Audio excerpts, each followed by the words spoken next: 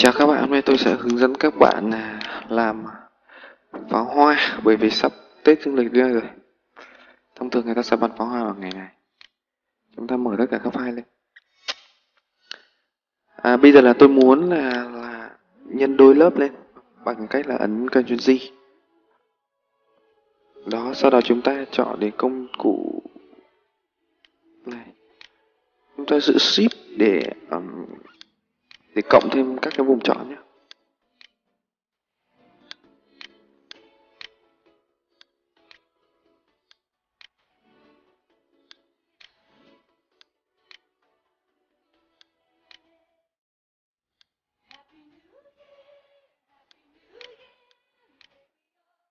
Sau đó chúng ta sẽ ấn sang cái lớp mặt nạ. Cái phần đỏ chính là cái phần mà chúng ta sẽ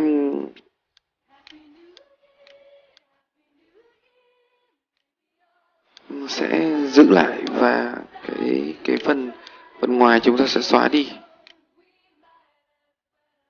Cái mục đích của ta làm việc này là ta sẽ dùng một cái lớp chúng ta che đi. Lớp pháo hoa sẽ nằm sau các cái tòa nhà này. Chúng ta dùng công cụ xóa để xóa đi những cái phần thừa nhé. Và chúng ta dùng công cụ brush để chúng ta vẽ thêm những cái phần thiếu.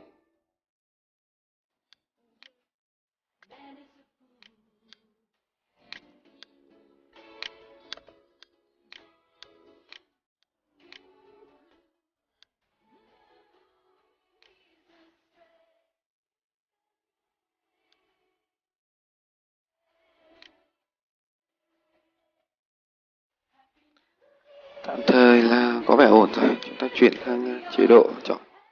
Chúng ta bấm Ctrl Shift Y để nghịch đảo lại cái vùng chọn nhé. Đó, như vậy chúng ta đã có vùng chọn nghịch đảo rồi.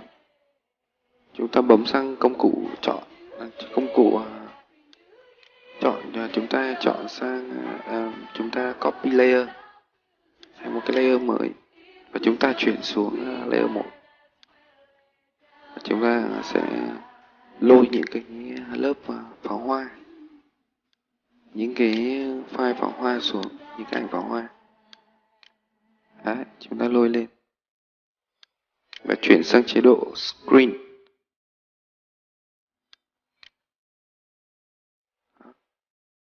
Chúng ta dùng sang công cụ chọn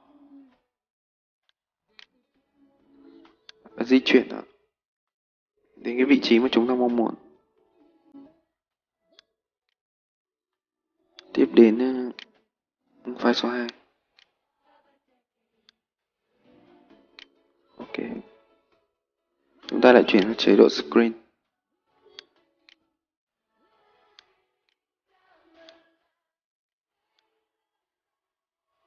Tình hình là cái ảnh này nó sẽ bị cái đường viền của cái ảnh, cho ta sẽ dùng cái bút xóa. Đấy, chúng ta dùng cái bút xóa, chúng ta chỉnh cái size cho nó vừa ý, nó ra xóa cái đường viền xung quanh cái ảnh đi. Đó. Những cái ảnh pháo hoa trên mạng rất là nhiều vô cùng, cho nên là chúng ta sẽ phải chỉnh. Chúng ta bấm Ctrl L nhé, đi chỉnh cái độ sáng tối của pháo hoa như này đi. Ok.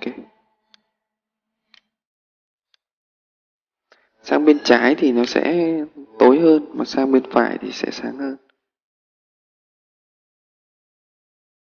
Ok.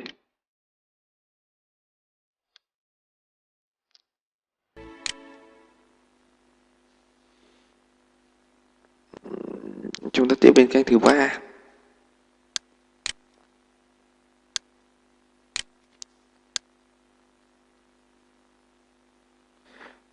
Chúng ta lại chuyển sang chế độ screen.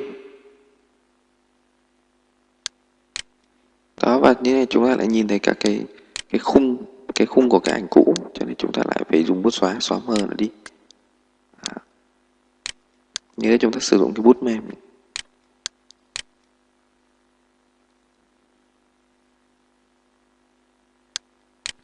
Chúng ta làm tiếp đến cái ảnh thứ tư. Cái ảnh này đang được bắn lên, cái pháo hoa đang được bắn lên rất đẹp, nhưng mà cái này nó to quá, chúng ta ấn Ctrl T và chúng ta bấm vào cái xích này này để cho chúng ta thay đổi chiều ngang và chiều dọc, nó cũng ảnh hưởng luôn. Ok, tôi thấy nó hơi hơi nhỏ, ta sẽ cho to lên một chút, khoảng 40% này. Đó. Lại chuyển sang chế độ screen.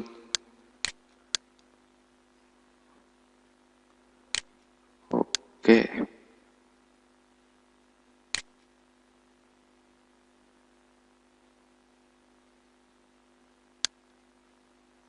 chúng ta lại xóa những cái đường viền của ảnh đi.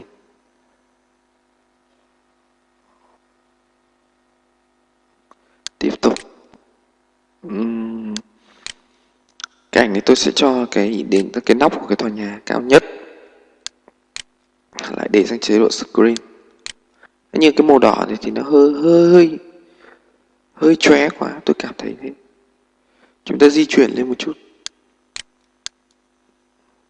Đó. Hơi to, nhỏ đi. Chúng ta ấn Ctrl T nhé, để nó nhỏ.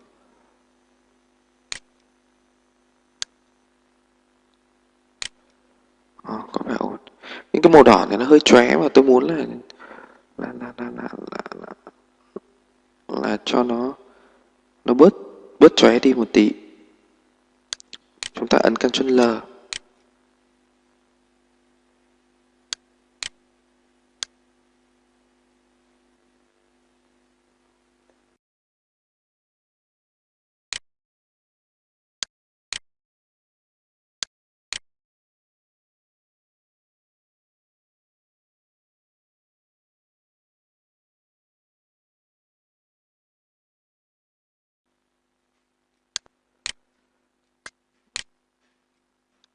Tình hình là Tết đến thì chúng ta thường nghĩ đến tiền.